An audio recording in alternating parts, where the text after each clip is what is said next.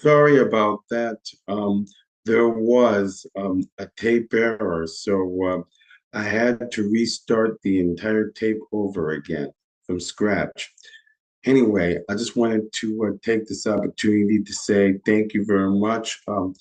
And I do apologize because what was happening in Zoom was it keeps on cutting me off to the point where they wanted me to um, upload my series when I wasn't even ready yet. Now, I want to restart the message again entitled Christians are responsible for mortgaging a house. A mortgage is a legal agreement in which a person borrows money to buy property, such as a house, and pays money back with interest.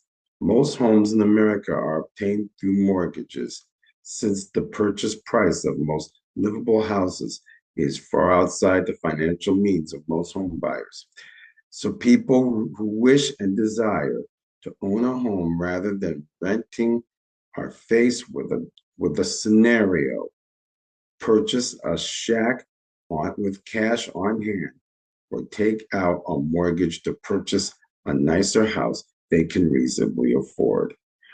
However, a mortgage means the home buyer will be indebted to the loan company for 30 years, usually paying interest and taxes on on a depreciating property. Is this the wise use of the money God has entrusted to us? Or is it absolutely wrong for a Christian to buy a house on a mortgage? You see, God entrusts his people with resources so they may lend to those in need and give generously. Psalm 15:5, 37:21, and Matthew 5:42. When we are faithful with those resources, he often entrusts us with more. Luke 16:10. However, when all of our resources are tied up in interest rates and debt repayment, we have little left to invest in God's kingdom. Now, Romans 13:7-8 gives us another clue into God's suggestion. It says, give to everyone what you owe them. If you owe taxes, pay taxes. If revenue, then revenue. If respect, then respect. If honor, then honor. Let no debt remain outstanding except the continuing debt to love one another. For whoever loves others has fulfilled the law. Emphasis added. The King James Version words it this way: owe no man anything but to love one another as faithful stewards of all God has given us. We ought to desire that our financial choices move us toward living as debt free as possible. Some people consider themselves to be living debt free when a house payment is their only outstanding debt. They pay cash for used cars and pay off their credit cards every month so that there is never a fee or interest payment. When they have purchased a home with a mortgage that is well within their means, they are still living responsible lives of stewardess. They would have to be paying the rent anyways. So the house payment is actually the wiser investment. They're the reasons who are also responsible for owning the house rather than the house is responsible for owning them.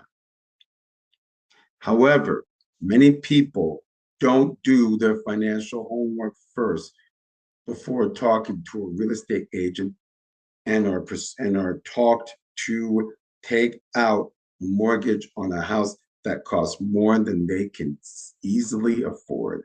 Simply because a person may qualify for a certain amount does not mean he ought to lock himself into such higher payments. Wise home buyers prayerfully consider all their options. They even ask themselves whether a smaller, less expensive home would be just as useful. and they are being careful to plan payments around one paycheck, leaving room for unforeseeable emergencies. All right. Now, one error people often make in taking out a mortgage is assuming that their lifestyle and along with their income will remain the same as it was on closing day. James 14:50 says, why you do not even know what will happen tomorrow. What is your life? You are a mist that appears a little while and then vanishes. Instead, you ought to say, if it is the Lord's will, we will live and do this or that.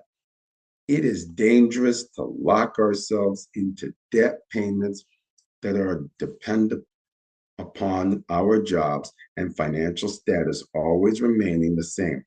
You know, people get sick, jobs close, layoffs, cancers, and unexpected babies can all affect the income level, which takes a huge stress that often leads into foreclosure. Now, in the case of somebody mortgaging a home he owns outright, the reasons for doing so ought to be unavoidable. Some people spend years paying off their home, but once they are debt free, they are leap right into the debtor status by remortgaging that home that they have and using the cash for something that is transient or depreciates. If a financial crisis, such as an medical emergency, requires a huge financial outlay, then mortgaging the home may be the only choice. However, depending on the laws in that area, a family could be setting themselves up to be homeless when they cannot repay the second mortgage. All right.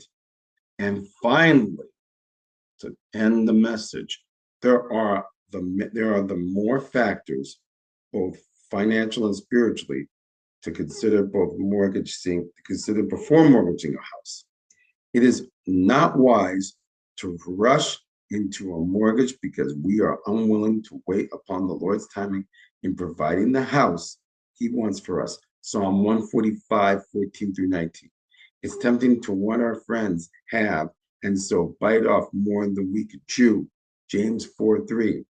Or to go after our dreams in our own ways rather than to trust the Lord to provide his way. Psalm 37:4. In those cases, it could be wrong to mortgage a home and place indebtedness over our finances for the following 30 years. Now, God may have other plans for our lives that indebtedness would prevent. However, if the Lord has provided an excellent opportunity that is well within our means and it will not impede our ability to weather life changes or give faithfully to his work, then a mortgage may be the best way to provide stability for our families. And you know what? Most of the families are living through tough times right now.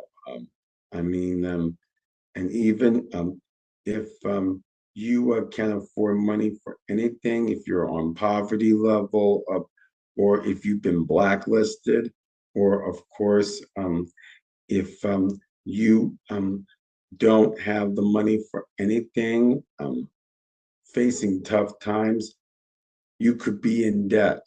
And the worst part about it is you could be in debt for various bad, unexpected reasons.